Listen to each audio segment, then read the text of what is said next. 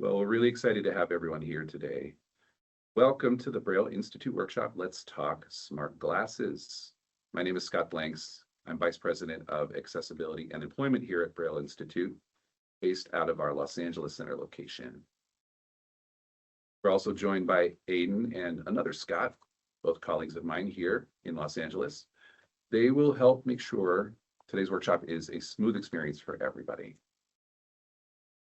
During this workshop, we will learn about 3 smart glasses solutions, each of which is making a positive impact on the blind community around the world. Before we get started though, let's talk a little bit about Braille Institute, who we are and what we do. We have free programs, classes, and services, and we serve over 20,000 children and adults of all ages and stages of vision loss. We have 7 centers for blind and low vision individuals in Southern California. And to learn more about our free programming, you can visit us at brailleinstitute.org. That's brailleinstitute.org, or call 1-800-BRAILLE. And if you're not comfortable with the letters on your telephone, I'll give you those numbers. That's 1-800-272-4553. If you have any thoughts or questions, we definitely welcome you to be active in the chat. And later on, when we have our Q&A, we may open up questions, verbal questions as well. All right, let's get started. Let's get to why you're all here. Welcome all. We're here today to celebrate one of the most exciting assistive tech evolutions in years. But before we look forward at what's to come, what's here and what's to come, we have to look back briefly. Because we didn't have these choices. We didn't have as many of these choices as we do, even just a few years ago. For a long time, the promise of wearable tech was a non-starter for the blind and low vision community. The experience was often defined by frustration. Products were designed in a vacuum. Brilliant and well-meaning engineers, for sure, were working on what could have been great products, trying to solve problems for us rather than with us. The resulting tech was often clunky, unreliable, and it failed to address real-world daily needs. This exclusion fostered skepticism and left many feeling that this technology simply wasn't built to be a truly useful tool. But today, that story is changing, and you're going to get to hear that story over the next few minutes.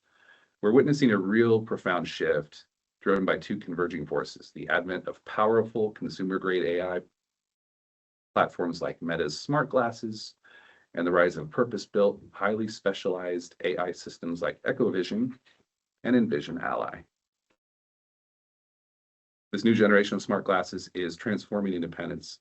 They're lightweight, discreet, and perhaps most importantly, they're now being built using the kind of deep, direct user consultation that was missing in the past. They read text on the fly, describe complex scenes in real time, and provide an unprecedented level of hands-free autonomy. Over the next hour, we will learn about 3 pairs of smart glasses available to the blind community. Reps from the 3 companies being highlighted are with us today, and we'll take questions in the chat during their presentations and also during the Q&A.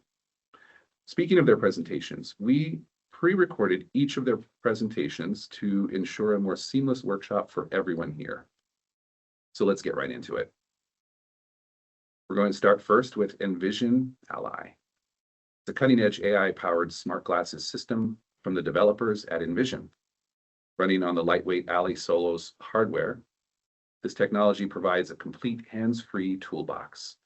Key features include real-time text recognition, scene descriptions, object identification, and a dedicated Ally companion video call feature to connect with friends or family for visual assistance.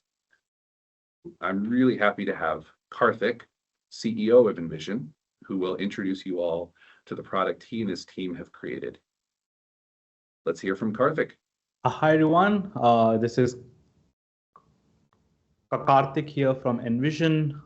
Super excited to again you have a chance to talk to all of you.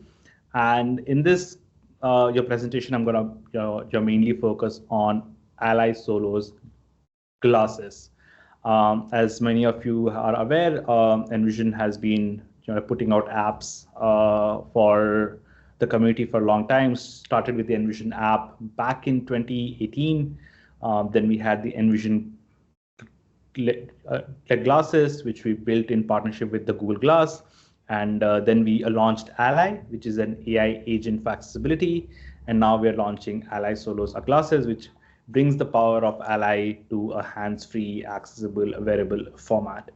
So I have one on my face right now. It is a lightweight pair of smart glasses. I'm just going to hold it up to the camera. It's super thin, super lightweight. It weighs less than 50 grams. And despite the lightweight and the sleek form factor, it packs 15 hours of your batteries within it. So you can use it your all day long, 15 hours, and it just charges up back in a couple of hours as well. So that's one of the big aspects of the hardware itself, that it's super light, meant for you wearing it all day long, and the battery life goes to support that.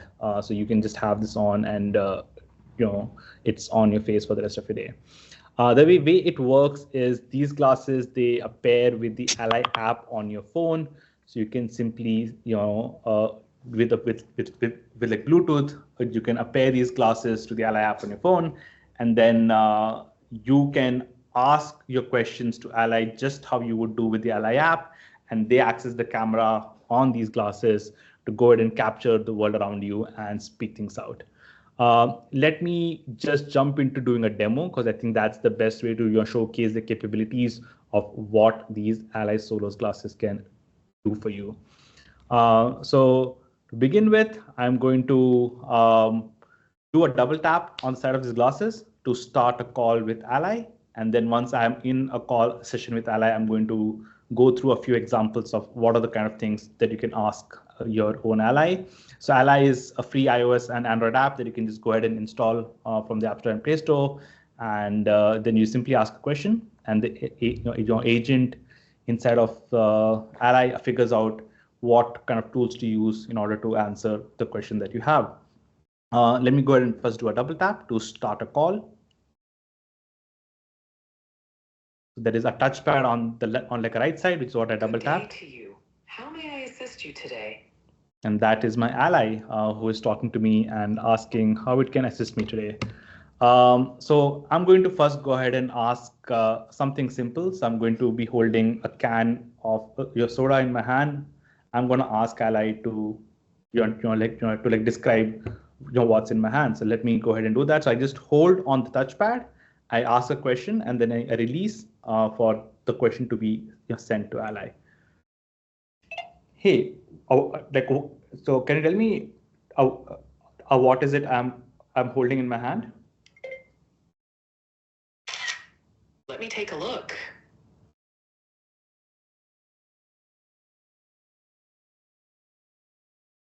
A metal beverage can, specifically a fused tea can with a green label. Exactly. So I asked a question, and Ally was able to understand that, hey, to answer this a question, it needs to open up the camera, take a picture, and then look for exactly what I'm holding in my hand, and go ahead and offer me that answer. So that's basically what your Ally is able to do. It's able to understand the intent behind your question, and then pick and choose the tool it needs to use in order to go ahead and offer you an answer. So if it's a simple answer that just needs a description of a scene, that's basically how it works. But for example, if I want to read a text, something that's more complex, then in that case, it will do a slightly different process. With these glasses, you can also ask it to help with reading stuff. So for example, I have a pamphlet over here with me from the Sacramento Society for the Blind. So I'm going to ask Ally to help me with reading it. Can you scan and read this pamphlet for me? Taking a picture.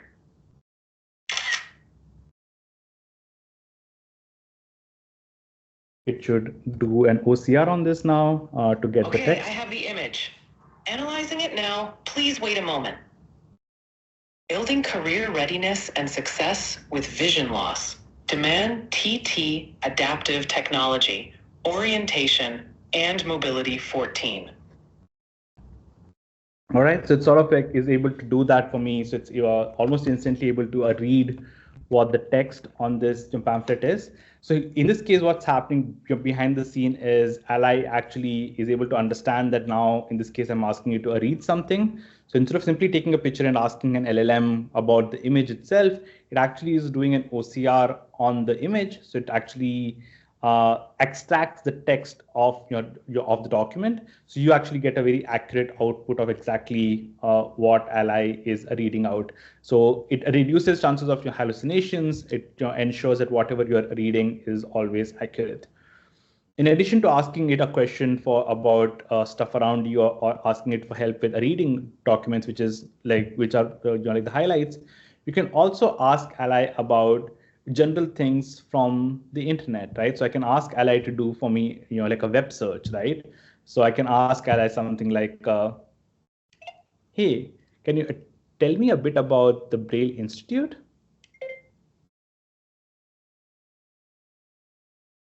Searching the web for you. Give me a moment.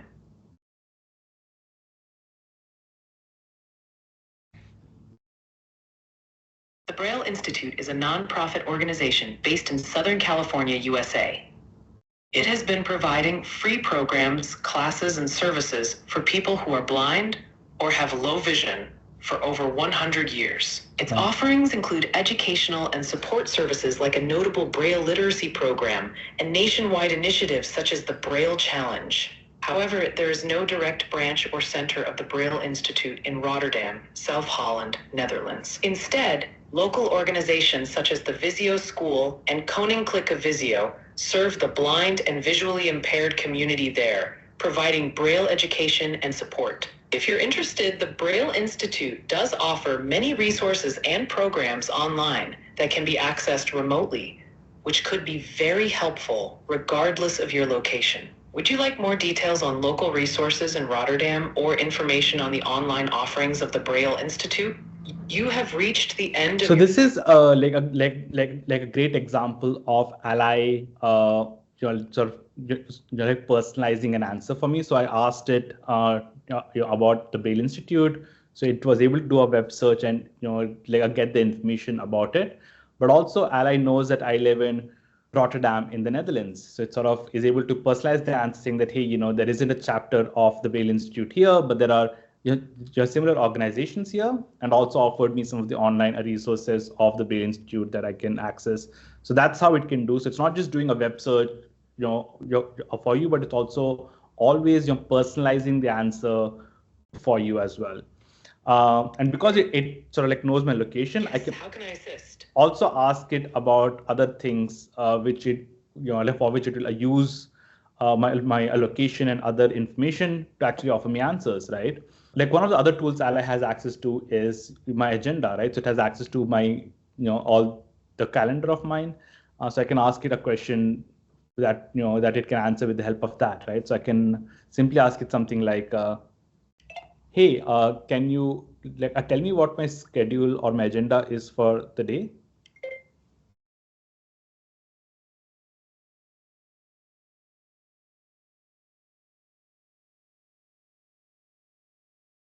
Here's a summary of your calendar events for Friday, November 14th.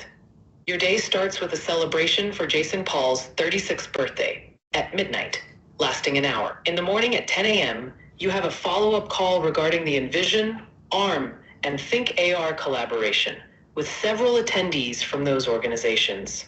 Around noon, from 12 p.m. to 1 p.m., there's a reference call scheduled for Virginia Facciato. Early afternoon at 1:30 p.m., you'll have a design sync meeting involving a mix of attendees from Envision and Let's Envision. From 3 p.m. to 4 p.m., there's a general sync meeting called ALLY, held in the huddle, with a large group from Envision and Let's Envision attending. At 4 p.m., the VREMIBO event takes place for an hour, appearing twice in your calendar, both involving members from Let's Envision and Envision teams. At 5 p.m., you have a call scheduled with Alessandro. From 6 p.m. to 7 p.m., there are two overlapping events: a workshop presentation recording with the Braille Institute on Microsoft Teams, and a meeting with Philip Reeves and Karthik Mahadevan, also on Teams. If you want me to help you prepare for any of these or remind you before specific ones, just let me know. You've reached the end. So that's what Ally can do. So it sort of is able to take a look at my agenda, for the day. It went through all the events, but I can also ask it for stuff like, hey, what am I doing? In like the coming week, do I have a free slot for a lunch meeting? So any sort of things like that you want to ask, Ally can access, like your calendar and go ahead and help you.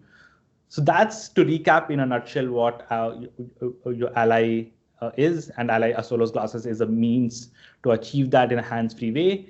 It's an AI agent that has a capability to reason. So you simply need to know how to ask a question, and then Ally goes out and figures out, with the help of a bunch of tools it has access to, what's the best way to help you, whether it is simply taking an image and offering you a description, or it's taking an image of a document and the processing of the document and doing an OCR on it so that you have more accurate information of things around you, whether it's accessing your location, accessing the weather, searching the web on your behalf, or accessing your agenda.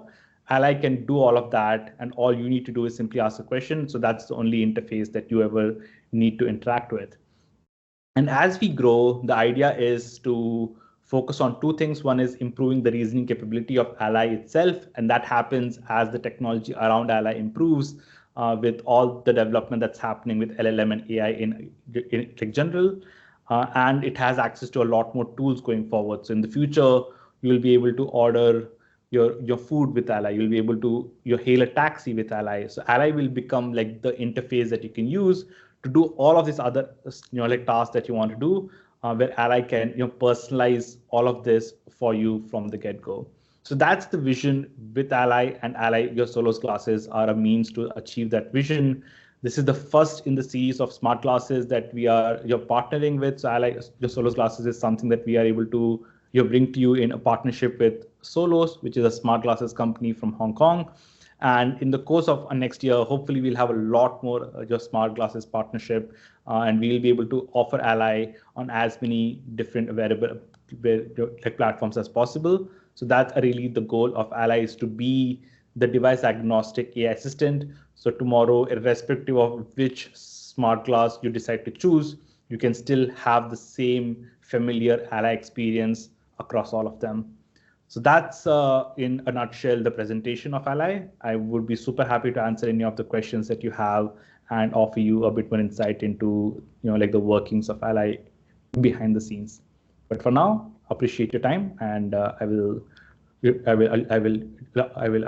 talk to you soon. Thank you so much, Karthik. Really exciting. And we have 2 more ahead for you folks to learn about. As we approach holiday season, it's great to be able to spend within an hour, learn about 3 different technologies, and decide which one is best for you. So next, let's turn our attention to EchoVision, a pair of smart glasses developed specifically for blind and low vision community by Agiga AI. These glasses prioritize core accessibility needs with features like an AI magic button for quick scene descriptions, responsive text reading for documents and signs, and facial recognition. EchoVision focuses on a powerful, tailored experience with seamless integration with services like Aira and Be My Eyes. I'm thrilled to have Xiaoran Wang with us from Agiga.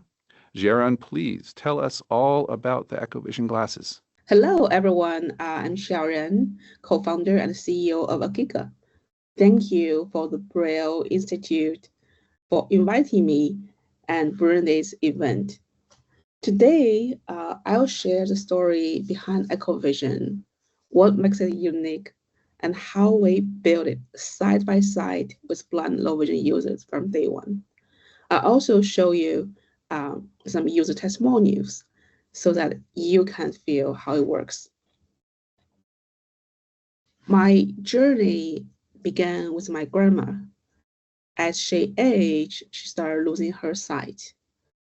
And our family struggled to find any product that was effective and easy for her to use.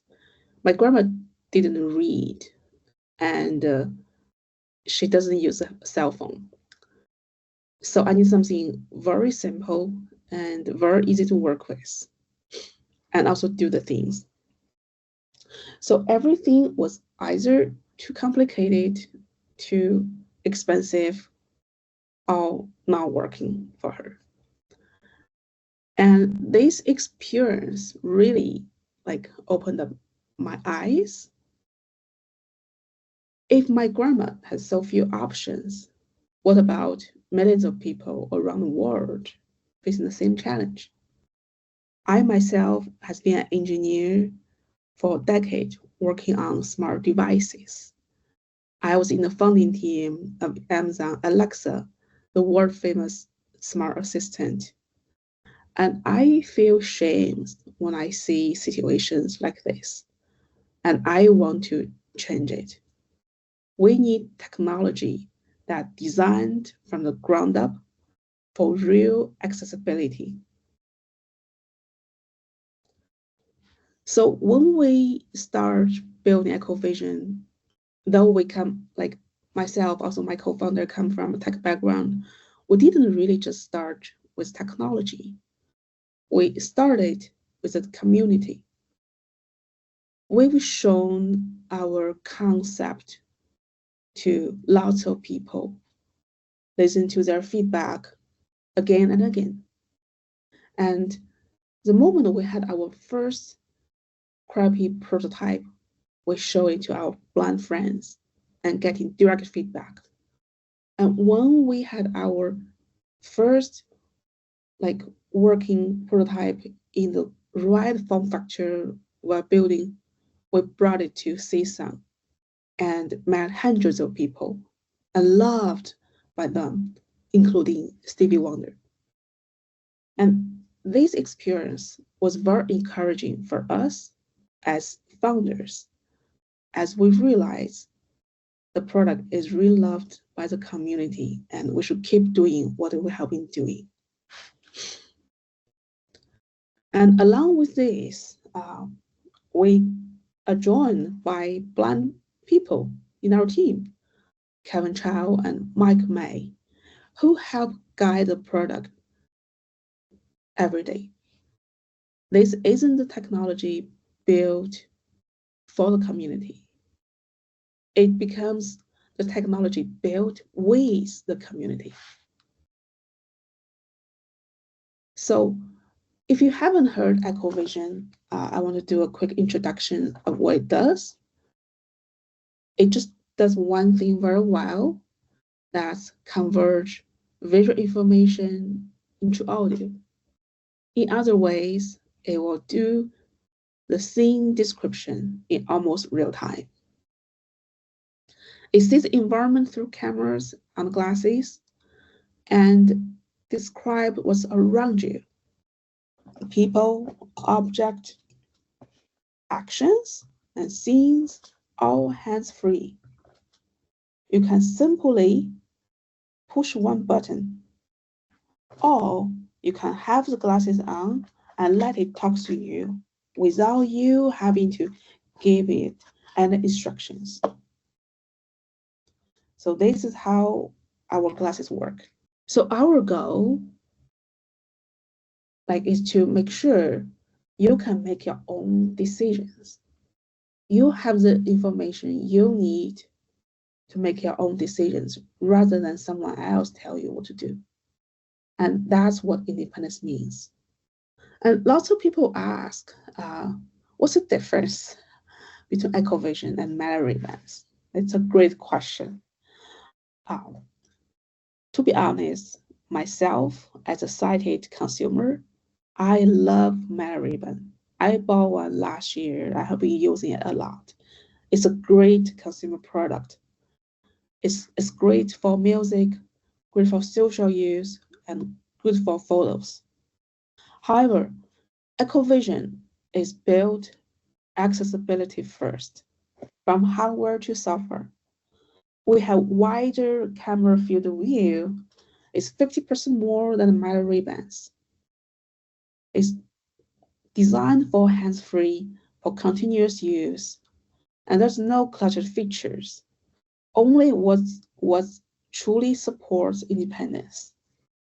and it's co-designed with the blind users, not adapted afterwards. We say what is seen. What does it mean? We can describe person. We can do facial recognition. We can read things that other devices may not read to you. So let me share a few voices from our beta users. We have been running beta for months, and our users share their feeling about the product. Hi, my name is Mike Forzano. I am from New York City, and I'm also totally blind. I've been using the EchoVision glasses for the last several weeks and have used them a lot for travel, and they've been really great. A couple of weeks ago, I decided to go check out a jazz festival that was happening in a park in a neighborhood I had never been to in New York City. I put on the glasses, and as I was walking down the street with the live AI going, it was actually reading all of the signage that I was passing. And you keep in mind, I was looking straight ahead, but the EchoVision glasses had this wide angle camera, and it was able to read all these signs without me even turning my head in that direction. When I arrived there, sort of walked down this path into the park, and I heard the music playing, and it was loud, so I wasn't sure how far I was from the stage, where people were sitting, that sort of thing. So I asked it to describe the scene, and based on its response, I said, "Are people sitting on the side closer to the stage?" And it said, "Yes, there's people sitting closer to the stage." So, I therefore decided to sit down on that side of the grass. And I feel like without that information, sure, I could have found someone to ask, but it would have taken longer. This sort of allowed me to get the information quickly, get an idea of what was going on in sort of a very loud, not chaotic exactly, but situation where, as somebody who's totally blind and also hard of hearing, I didn't totally know what was going on and what I should do. So that was really amazing. I also wanted to quickly comment on the single tap to get a description of the scene. I've used all the tools out there, all the AI apps, Be My Eyes, Seeing AI, so on and so forth. The level of detail that you get with this is really unmatched, describing facial expressions, how the person looks. I was just really amazed by that. So overall, I really enjoyed testing these glasses and really encourage everyone to get excited about it because they're really a step forward for us. Thank you, Mike, for sharing your experience with EchoVision. To wrap up, thank you all for being here today. Everything we build at Agiga comes from listening to you and learning from you. I'd love to show you more, but I'd also love to hear your questions. And let's chat more in the panel later. Thank you very much. Thank you, Xiaoran, for sharing with us about EchoVision. All right, for our third and final presentation today, we're going to hear about the Meta Smart Glasses, a mainstream wearable that brings powerful AI to your daily life. These glasses are designed to look and feel like a regular pair of stylish frames, making them incredibly discreet. They're equipped with a camera or Meta AI. You can ask them to describe what you're seeing, read text aloud, or even get real-time assistance through video calls with services like Be My Eyes. Because they are a consumer product, they offer an accessible entry point to advanced visual assistance technology, making it easier for users to blend in while gaining greater independence. Presenting Meta today, we're grateful to have Agastya Mehta with us. Agastya is Director of Reality Labs Hardware, and he has all the inside scoop on the Meta glasses. Agastya, the floor is yours. Thanks for the kind intro. I'm so happy to be here and have the opportunity to speak with you all today. A little bit about myself. My name's Agastya Mehta. I also go by Gus. Either way is okay. And I lead a team at Meta called Concept Engineering. We build early prototypes of AI glasses and other really cool wearable technology. But I'm going to go into a little bit about why I do what I do, what's informed my career, and my hope for the future of wearables and AI. switch to sharing. To open up and share some of my background, let's step back a few years. This is actually more like 30 years ago. In this slide, I'll describe it. It's a shot of myself, my mother, and her first guide dog, Amber, aboard the USS Nautilus, a US naval submarine that is now set up as a site where people can tour and explore and understand what life is like in a submarine. Now, as a young man in this picture, I had no problem jumping through and finding ways to explore all the crevices. But in Mom's case, Mom is blind, and navigation through a environment like a submarine is definitely a challenge. I would say that guide dogs, in my opinion, are the state of the art for navigating a situation like this. Canes, of course, are amazing, but overhanging obstacles and other things somebody might encounter in a submarine are really well handled by a dog. Canine intelligence, if you will. An amusing aside, by the way, my wife's name is Amber. I met her decades after this picture was taken. It's a complete coincidence, but my family loves teasing me about this. So guide dogs are awesome, but there's a lot of things they can't do. And technology throughout history has done a lot of really cool things to empower people and make them more connected to the world. It's super important to me, and it's something I'm very passionate about because Mom's blind, I have vision loss myself, and my youngest son, as well as others in my family, have inherited challenges with their vision.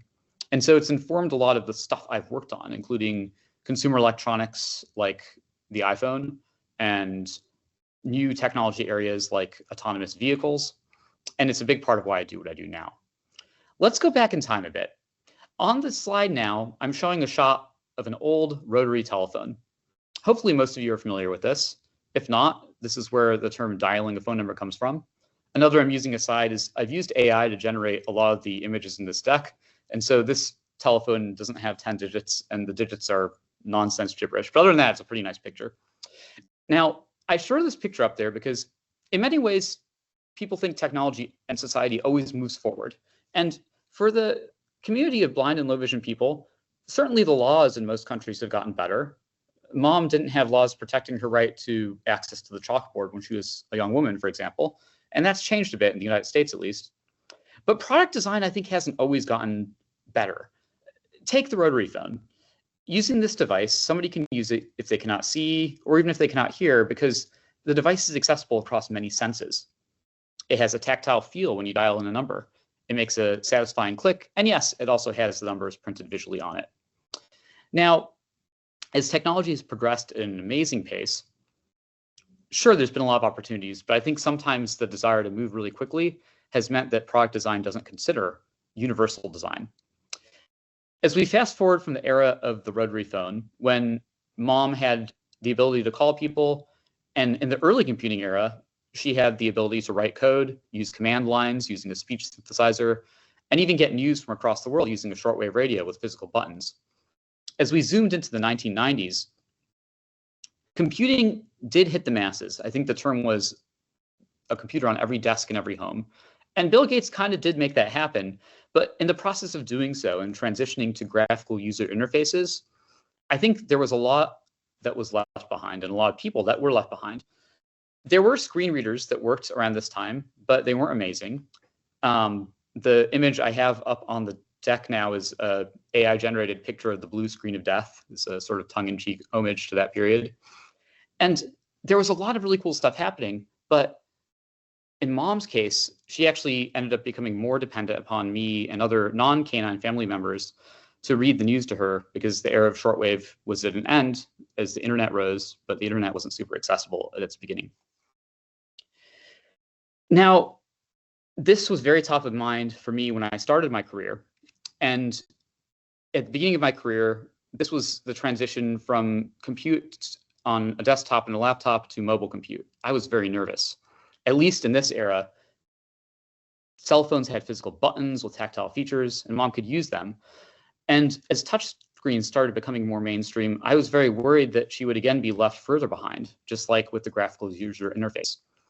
But I do have to give credit to one of my competitors and former employer, Apple, with their approach towards accessibility on the iPhone.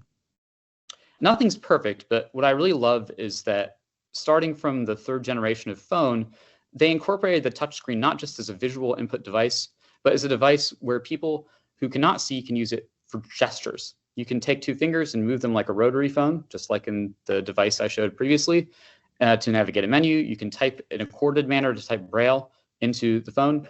And the device out of the box does incorporate basic functionality for people who cannot see. I thought this was a really great move for the industry, and it opened up a lot of really cool applications, things like Be My Eyes, and even Seeing AI, something that I helped collaborate with a good friend at a number of good friends at Microsoft, and something Mom uses very regularly even today. But I think there's still more opportunity and still a lot of amazing things that can happen. And the era of wearables and AI is going to, I think, be as big of an impact to society as anything, certainly as big as the internet boom from years ago, and I think bigger. And here's why. I think we're finally at a time where a lot of these features and things that Mom would want to do that previously she'd be dependent upon another person to do can be done hands-free in a form factor that's non-obtrusive and at a cost that's accessible. In the case of our Ray-Ban Meta smart glasses, which I am now picturing above, we have the ability to listen to speech or music through open-air speakers that don't block the ear, but they're still quite discreet and don't blast sound out in every direction. We have the ability to take in input through a camera, through microphones, with really clear ability to understand conversations. And I think most importantly, we have the ability to do this in a device that looks natural and attractive. Some people like wearing tech, and that's fine, but I think for many people, the body is a very special place. And when you think about wearable technology, you really want things to look good first. I think this was a really great approach with this product in our collaboration with EssilorLuxottica.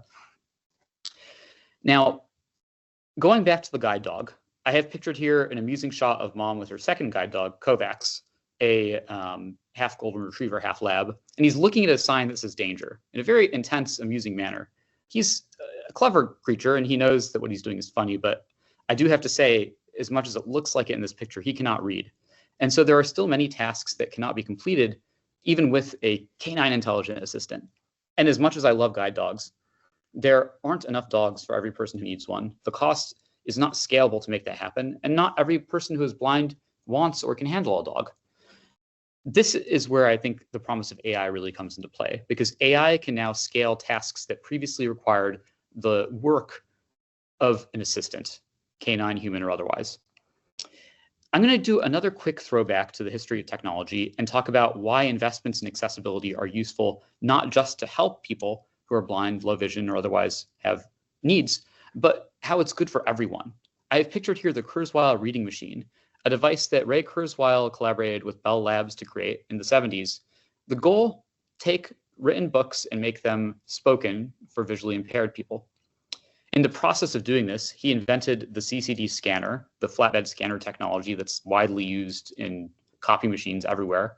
He invented font agnostic optical character recognition, the technology that lets computers see text and understand it as text. And he invented high-quality digital text-to-speech synthesis, the technology that lets computers talk back to us.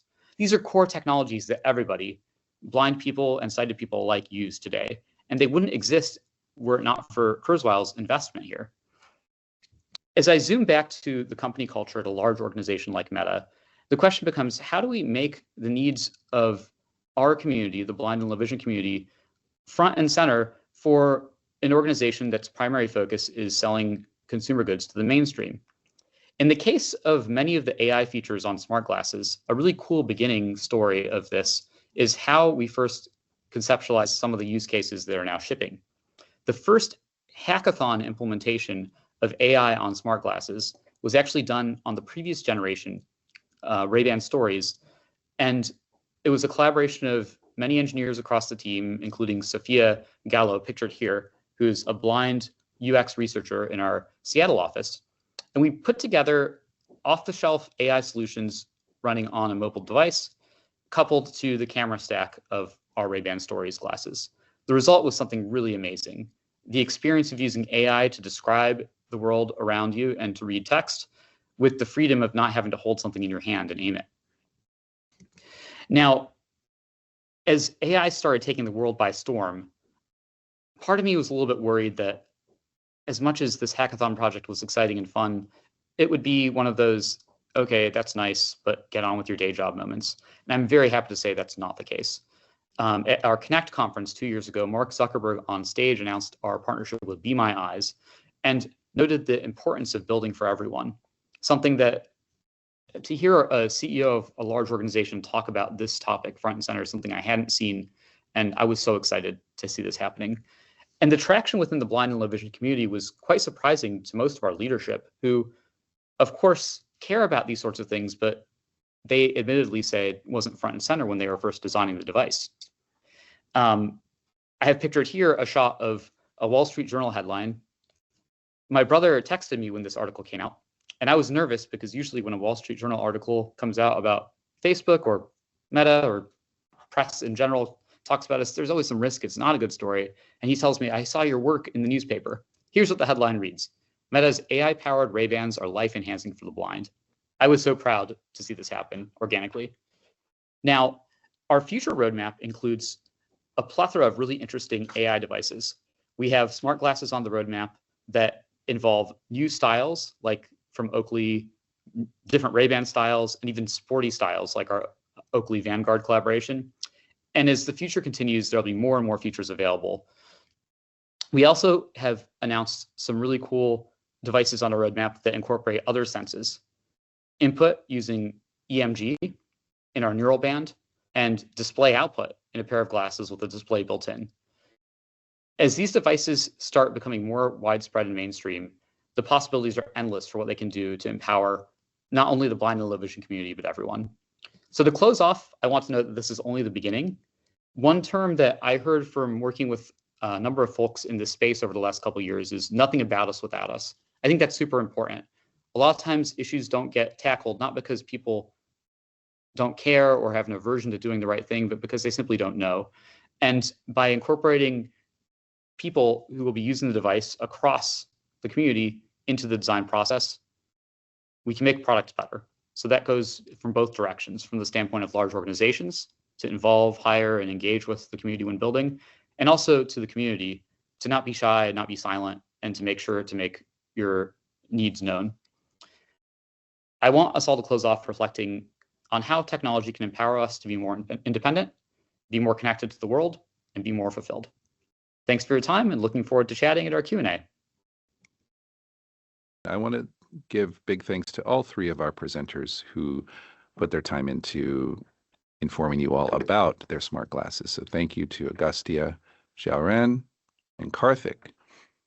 And so as we enter into our Q&A portion here, I do want to briefly mention that one or two of our presenters may be experiencing some connectivity issues. So if you're seeing black screens in place of their faces, it's nothing other than the challenges of the worldwide internet. Let's go ahead and give it over to you all as our audience. We're happy to take questions via chat, or if you'd like to ask a question verbally, we can look to, if you raise your hand, we may be able to get you on stage to ask a question verbally. We turn to my colleague Scott here and see if we have any. Yeah, we do have a few questions that chat has relayed to us. The first one is, does insurance cover any of the expenses for the glasses? I think the answer is that it sort of like depends on the region that you are based in and the kind of insurance plan that you have. So yeah, there is no straight answer. It is covered under some insurances and some regions. So yeah, like if you want a more personalized answer, I think if you could email us at support@ally.me, we'll be able to advise you exactly based on the region and the insurance that you have. Thank you, Karthik. Could you give that email address one more time? It is support@ally.me, support@ally.me. So if you are in the US and you have flexible spending account or you have eye insurance, actually you can use that to cover the costs of your EchoVision. And I believe it's a case for Meta Ray-Ban smart glasses as well. Yep, well said. The frames themselves can be sold with plano lenses and with tinted or sunglass lenses, and they can also be sold incorporated with a prescription if you submit the order with the RX. And in both cases, they are generally reimbursable for vision insurance, but like Karthik and Sharon mentioned, it kind of depends on the region you're in and the insurance company you work with. EssilorLuxottica actually is an investor in VSP, which is one of the major vision insurers in the US at least. And so I've generally found that the product is pretty well covered, at least by VSP. But again, the caveat is it kind of depends.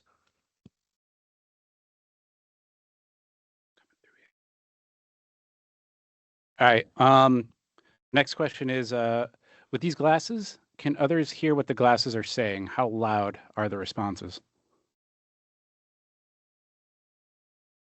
I think, yeah, like I'll maybe speak for my device, but I think it's pretty much similar for all. They have a directional speakers in them. So they're sort of, you're piping the sound into your ears. So you as the wearer of the glasses are able to hear it pretty loud and clear.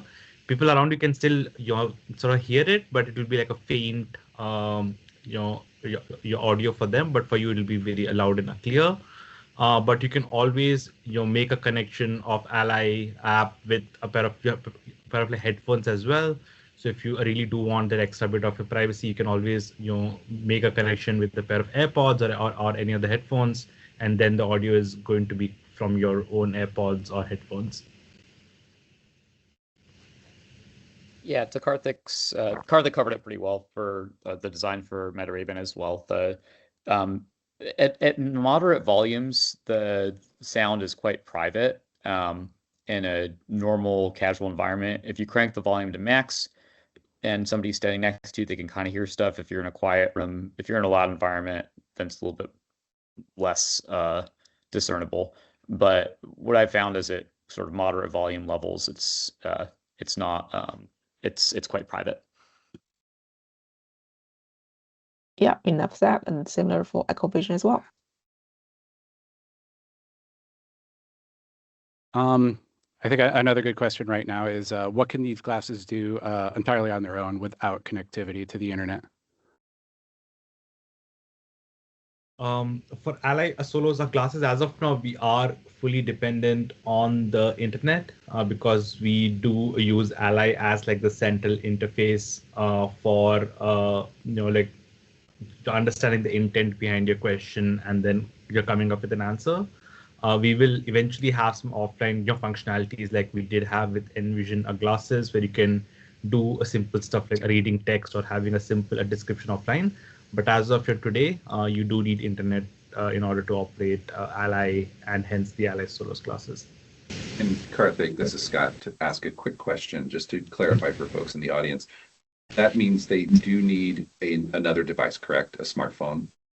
Yeah, so it is paired with your smartphone. So these devices do work in conjunction with your smartphone. So actually for EchoVision, you do need internet connection.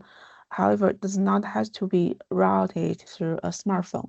If you are at home or in a Wi-Fi environment, you actually could configure your glasses to use those Wi-Fi directly.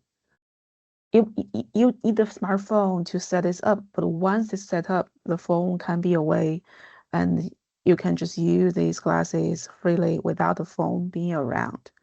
And if you're outside, you can just use any hotspot, either your phone or other people's phone, to connect to the internet. So for EchoVision, yes, you do need to connect to the internet, but you do not have to have the phone around. You just need to have a way to access the Wi-Fi. I think this is a major difference between EchoVision and Meta Ray-Ban and other smart glasses.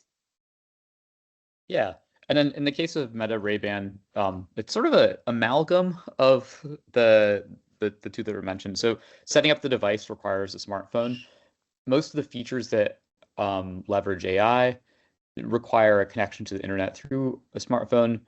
Some things do not require the internet whatsoever. For example, live translation of languages from audio of one language to another. If you download the language pack onto the glasses, you can do that in standalone mode. You can do photo and video capture in standalone mode. And similar to the progression of tech that Karthik mentioned, is models get more advanced and more portable and can, be executed off of less hefty silicon. You'll start seeing more and more features possible in standalone. So most AI things require network connection, but even today, some are doable in standalone. You'll start seeing more as the time goes on.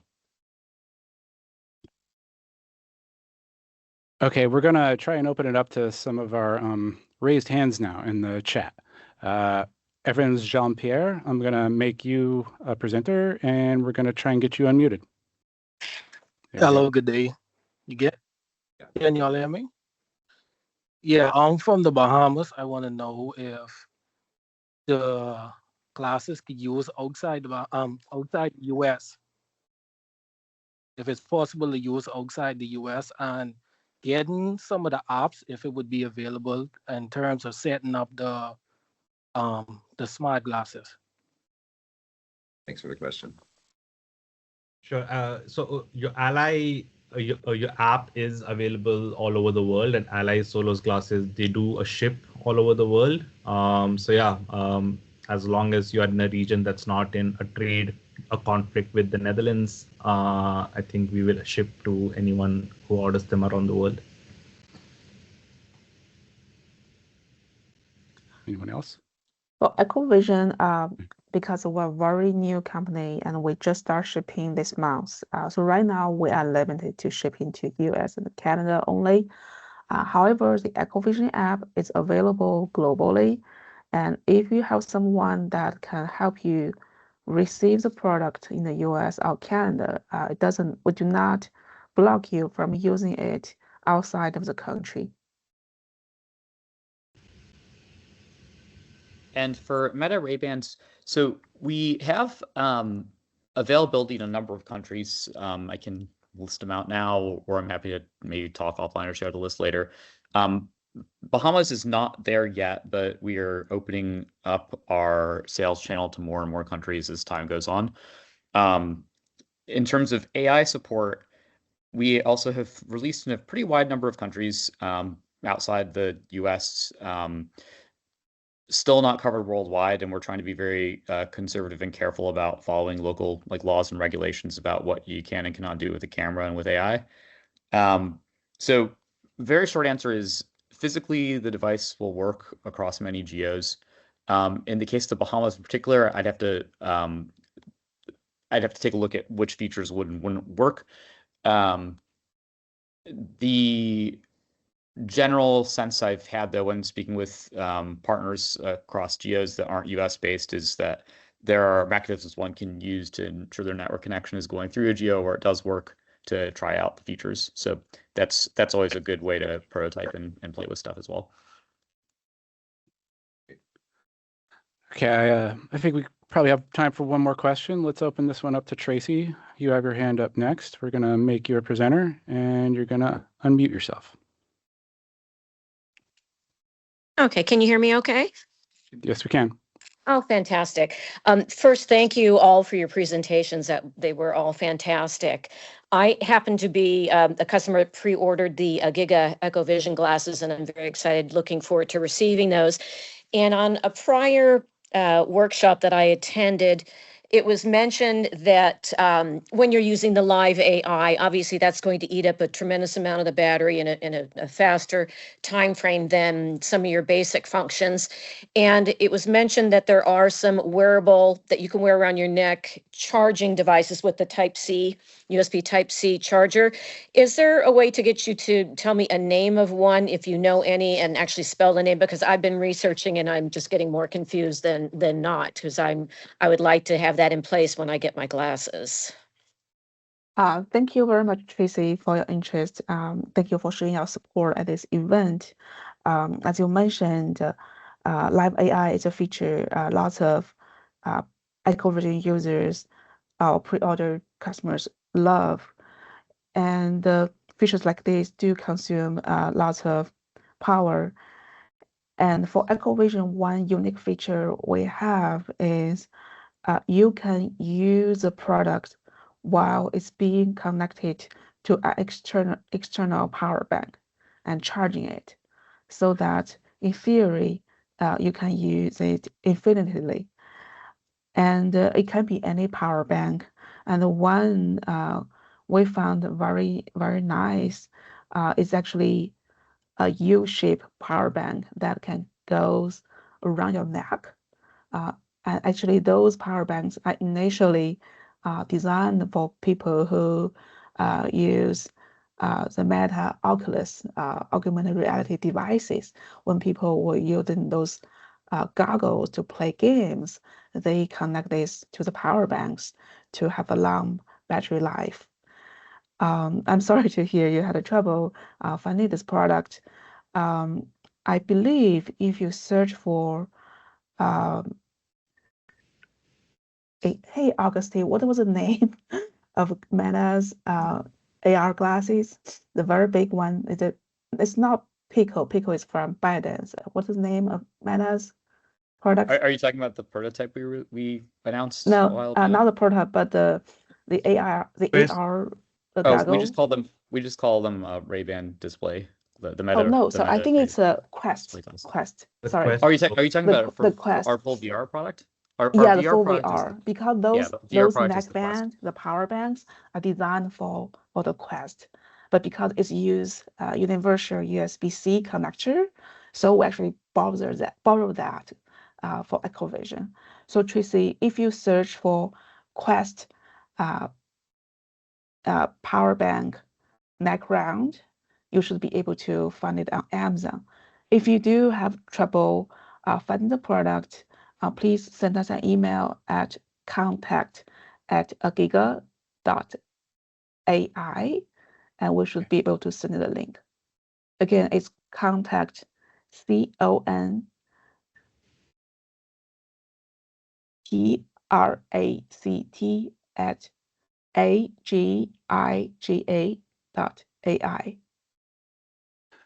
All right, that's about all the time we have for questions today, but I'm going to kick it back to Scott and let him wrap this up.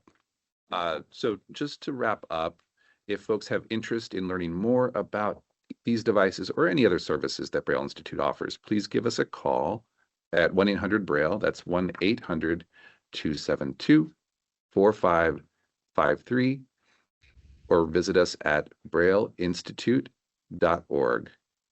Thanks again to everyone for joining, especially our presenters, Augustia, Jiaoren, and Karthik. Thanks again, everyone, and have a great rest of your day. Cool. Appreciate it. Thank you. Thanks, everyone. Thank you. Bye-bye. Thank you all.